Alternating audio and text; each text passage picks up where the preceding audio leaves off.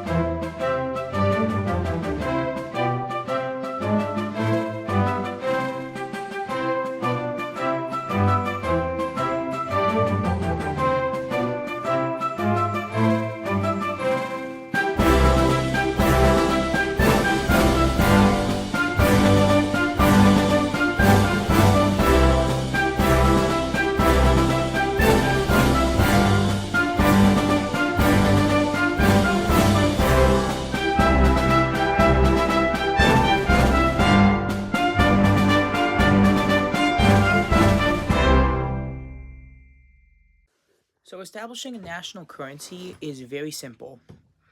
Well, not as simple. In fact, this might be one of the hardest things to do, but the first thing you need to do is first figure out how much it's going to be worth, and therefore you can find out what denominations would suit that better. Like, for example, South Korea has a very weak currency, so they have bills and higher denominations like 50,000. Now Bedonia has a very strong currency, so we only go up to 25, but once you have that, you can actually think of a name for your currency. Now, a really cool way on how to go down this path is by translating it from other languages, like translating the word value. Like, for example, the word in Esperanto is actually how the Republic of Malaysia got their name for their currency. It's called Valora. Now, Bedonia did something similar, except we translated it from French. And with some small reworks and adding the OUR suffix at the end, because Bedonia, even though we're surrounded by America, we use that OUR suffix all the time in words like color, but kind of like British English. Now, back to establishing currency. So, the Bedonian currency, similar to Molossian currency, is called the Valor. And the next thing that you should do is, first, well, now you need to, now exchange rates really do matter. So, first off, deflation is the opposite of inflation, like pretty obvious, but what's not so obvious is why deflation is bad. So, in case you don't know, inflation, at like a small rate of inflation is actually good for the economy. Same with deflation, except if it gets too high, things would go really out of hand really quick. So, let's explain how to make your currency valuable.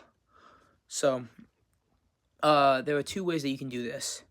Number one, pegging it to something else. Now, micronations do this. In fact, there's an organization that is for another time, but similar to Molossia, we use Pillsbury chocolate chip cookie dough to back the currency. Well, the currency that's going to be used in the member states, but for right now, Bedonia uses the velour. But the velour itself is not backed by cookie dough yet. It's instead backed by 100 grams of chips. Now, we did our calculations and it said it's either $1 or $2. So we met in the middle, and due to that bit of calculation, the Bedonian currency actually ended up being stronger than the American currency, which is something really insane to think about. And another way to do this is tying your country's currency's value to another country's currency. So, for example, Bedonia, well, not Bedonia, but the Republic of Austria does this because they tie their currency to the velour, and they set the exchange rate at 2 Austriabucks for 1 velour. Now, this is cool and all, but if the big problem with this is that if a country's currency begins to go down, like if it begins to become less valuable, and that other country that's tied onto your currency, theirs will also start to devalue. But the good thing though is that's not the only option. So there's 2 different types. Well, we've already gotten into that, but there's also fiat money, which is actually used by not really micronations, but real nations, where they say it's valuable. The government says it's valuable, and the people believe it. Now, I can guarantee that there's probably a micronation out there that does this. But some people call fiat money fake money because of this. But basically, if somebody, some people might invest in like that country's currency. I think if I